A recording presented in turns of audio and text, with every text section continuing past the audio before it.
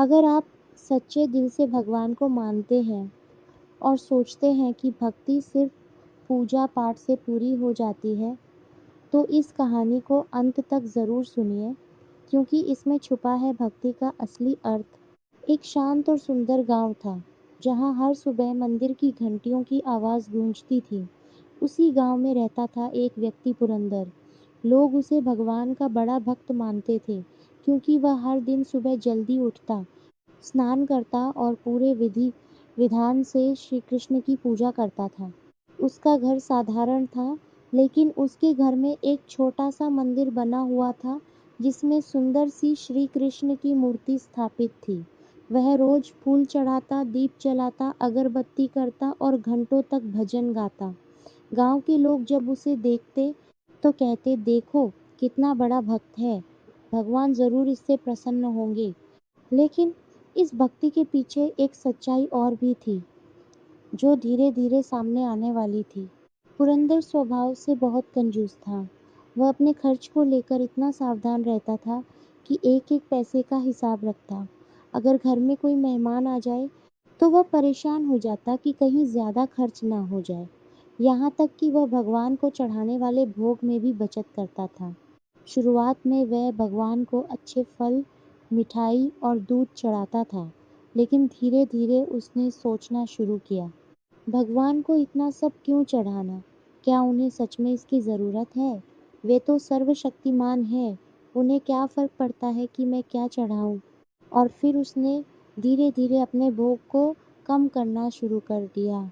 अब वह सिर्फ सूखी रोटी का एक छोटा सा टुकड़ा और थोड़ा सा पानी ही भगवान को चढ़ाने लगा। वह मन ही मन खुश होता, देखो मैं कितना समझदार हूँ, बिना ज़्यादा खर्च किए भी पूजा कर रहा हूँ। गांव के कुछ लोग यह सब देख रहे थे। एक दिन किसी ने उससे पूछा, पुरंदर, पहले तो तुम भगवान को इतने अच्छे भोग लगाते थे, अब यह सूखी रोटी क्यों? पुरंदर मुस्कुराकर बोला, भक्ति दिल से होती है, भोग से नहीं। भगवान को क्या फर्क पड़ता है कि मैं क्या चढ़ाता हूँ? उसकी बात सुनकर लोग चुप हो गए, क्योंकि उसकी बात में तर्क तो था, लेकिन उसमें कहीं न कहीं कमी भी थी, जो सिर्फ समय ही दिखाने वाला था। दिन बीतते गए। पुरंदर अपनी दिनचर्या में लगा रहा, पूजा, भजन और कंजूसी। एक रात की बात है, ठंडी हवा चल रही थी, आसमान में बादल थे और हल्की बूंदाबांदी हो रही थी। पुरंदर अपने घर में बैठा था, तभी अचानक दरवाजे पर दस्तक हुई। ठक ठक ठक। पुरंदर ने दरवाजा खोला तो सामने एक छोटा सा बच्चा खड़ा था। उसके कपड़े फटे हुए थे, चेहरा धूल से भरा हुआ था और उसकी आंखों में भूख साफ दिखाई दे रही थी। बच्चे ने कांपती हुई आवाज में कहा, मुझे बहुत भूख लगी है, कुछ खाने को दे दो।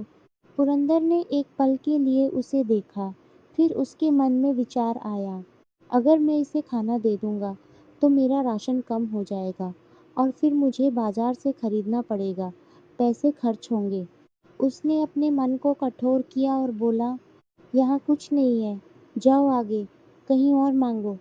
बच्चा कुछ देर तक उसे देखता रहा, उसकी आंखों में निराशा थी। फिर वह धीरे धीरे वहां से चला गया। पुरंदर ने दरवाजा बंद किया और खुद से बोला, आजकल लोग भी ना हर समय कुछ न कुछ मांगते रहते हैं। और फिर वह अपने काम में लग गया, जैसे कुछ हुआ ही न हो। लेकिन उस रात उसे नींद ठीक से नहीं आई। बार बार उसे उस बच्चे का चेहरा याद आता रहा, उसकी आंखें, उसकी आवाज़, मुझे बहुत भूख लगी है। अगली सुबह वह हमेशा की तरह उठा, स्नान किया और पूजा के लिए बैठ गया। उसने दीप जलाया, फूल चढ़ाए और फिर भोग लगाने लगा, वही सूखी रोटी और पानी। लेकिन आज कुछ अलग था। जब उसने भगवान की मूर्ति की ओर देखा, तो उसे लगा जैसे श्री कृष्ण की आंखों में उदासी है। वह चौंक गया। उसने दोबारा देखा, मूर्ति वैसी ही थी, लेकिन उसका मन मानने को तैयार नहीं था।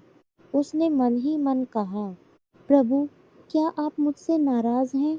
कुछ क्षणों के लिए शांति छा गई और फिर उसके भीतर से एक धीमी सी आवाज आई, पुरंदर, कल मैं ही तेरे दरवाजे पर आया था, उस भूखे बच्चे के रूप में, लेकिन तूने मुझे भगा दिया। यह सुनते ही पुरंदर का दिल काँप उठा। उसके हाथ से थाली गिर गई। आँखों से आँसू बहने लगे। प्रभु, यह मैंने क्या कर दिया? उसे अपनी गलती का एहसास हो गया था। उसे समझ में आ गया था कि वह जिस भक्ति पर गर्व कर रहा था, वह अधूरी थी। उसने तुरंत मंदिर के सामने सिर झुका दिया और रोते हुए बोला, मुझे माफ़ कर दीजिए प्रभु, मैंने आपको पहचान नहीं पाया। उस दिन के बाद पुरंदर की ज़िंदगी बदल गई। अब वह सिर्फ पूजा पाठ तक सीमित नहीं रहा। उसने यह समझ लिया कि असली भक्ति दूसरों की सेवा में है। वह रोज़ अपने घर के बाहर ज़रूरतमंदों के लिए भोजन रखने लगा। जो भी भूखा आता, वह उसे प्यार से खाना खिलाता।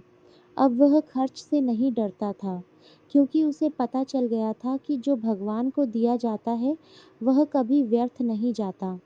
गांव के लोग भी उसके इस बदलाव को देखकर हैरान थे।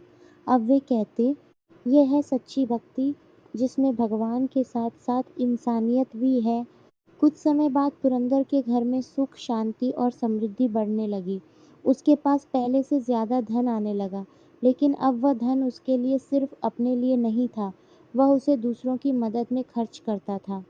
एक दिन फिर उसने भगवान के सामने भोग लगाया, इस बार प्रेम से, श्रद्धा से और दिल से।